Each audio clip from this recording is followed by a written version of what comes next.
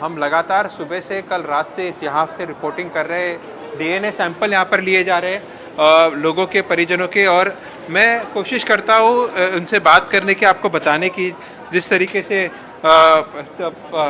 हाँ, इनकी माताजी थी जो मेस में कल जो हादसा हुआ, जहाँ पर खाना बनाया जाता था, वहाँ खाना बनाती थी और उनकी लड़की उनके साथ थी। क्या कहेंगे, आपको क्या बताया जा रहा है? अभी आपने सैंपल दिया था? सैंपल तो कलेक्ट कर दिया है, पर अभी कुछ पता नहीं चल पा रहा है कि क्या है क्या नहीं। एडमिट तो नहीं है। आपने जिस तरीके से बताया कि जो हॉस्टल था कि कैंटीन में आपकी माताजी खाना बनाती थी और वहीं छोटी सी बच्ची भी उनके साथ, वो वीडियो अगर आप दिखा पाए तो बेहतर होगा, लोग पहुंच पाएगा लोगों तक कि किस तरीके से ये हादसा हुआ। और आप क्या कहेंगे? हम हर रोज़ जिस दिन रोज़ के जैसे हम 1 बजे टिफ़िन लेके निकलते हैं, हाँ। तो मम्मी खाना बना रही थी। हम 1 बजे टिफ़िन लेके निकल गए, मैं और मेरी वाइफ, मेरे पापा। हम लोग यहाँ से सिविल के अंदर टिफ़िन सर्विस देते, पीजी हॉस्टल में, सिविल 1200 बेड में सब जगह।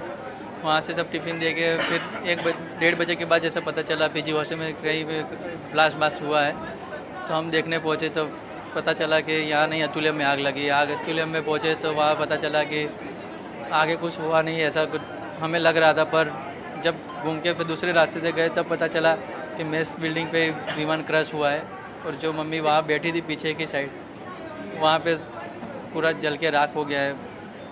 ये आपकी बेटी दिख रही है जो ये है, कितने साल की है? मेरी 2 साल की लड़की है। देखिए, 2 साल की लड़की और इनकी माताजी जो कल मेस में खाना बना रहे थे, दोनों ही लापता बताए जा रहे हैं। और कहीं ना कहीं ये समझना होगा कि खाली हादसे से सिर्फ फ्लाइट के अंदर के लोग ही नहीं हताहत हुए हैं, वहाँ पर जो हॉस्टल में जिस तरीके से फ्लाइट क्रैश हुआ, उसके बाद में ये तस्वीर जो सामने देख रहे हैं आप, वहाँ पर खाना बनाती थी माताजी और उनकी लड़की, दोनों ही लापता है। और आखिरकार उन्हें डीएनए सैंपल कराना पड़ा और 72 घंटे इन्हें भी कहा गया है कि रुकना पड़ेगा, उसके बाद पता चल पाएगा कि आखिरकार उनका पार्थिव शरीर इस हॉस्पिटल में है या नहीं। तो इस तरीके से एक के बाद एक परिजन यहाँ पर आ रहे हैं, डीएनए सैंपल करा रहे हैं। लेकिन इससे और एक चीज़ समझनी होगी कि ये हादसे ने सिर्फ उन लोगों को ही तकलीफ नहीं पहुंचाई जो फ्लाइट में थे, साथ ही साथ जो हॉस्टल से जो फ्लाइट टकराया वहाँ पर यंग डॉक्टर्स की भी जाने गई है। उसके अंदर जो अभी पता चल पा रहा है कि जो मेस में कर्मचारी काम करते थे,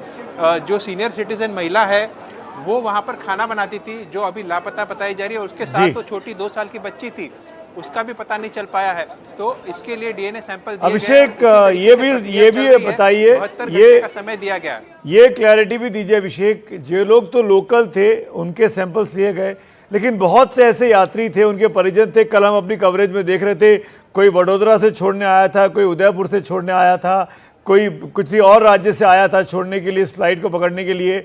वो लोग जब वहाँ पहुँच रहे हैं अपने ब्लड सैंपल्स देने के लिए, और 72 घंटे का समय आएगा डीएनए का मिलान में, तो क्या इन लोगों के रुकने का इंतज़ाम वहाँ पे प्रशासन ने किया है? क्योंकि कल ऐसी बातें आई थी सामने कि इन लोगों को 3 दिनों तक रुकने का इंतज़ाम भी वहाँ पे सरकारी व्यवस्था या तमाम एनजीओज कर रहे हैं।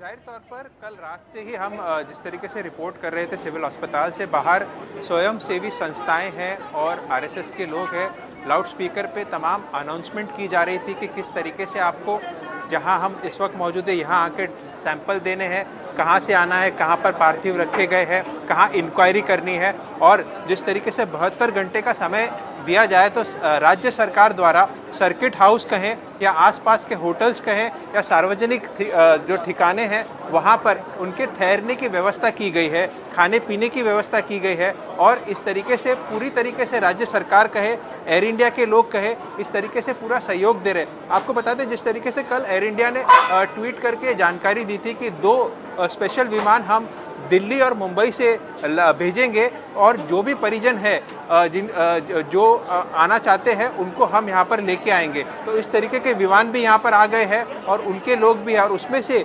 फॉरेनर्स के लिए भी एक अपील की गई थी और एक मोबाइल नंबर भी दिया गया था कि आप हमें रीच आउट करके आप यहाँ पर आ सकते। तो व्यवस्था यहाँ पर है, प्रक्रिया भी तय की आपने गई बहुत है। अच्छी बात याद दिलाई अभिषेक का। ये भी हम बता दें कि एयर इंडिया का जो ऑफिशियल ट्विटर हैंडल है, एक्स हैंडल है, उस पर तमाम जानकारियाँ एयर इंडिया दे रहा है।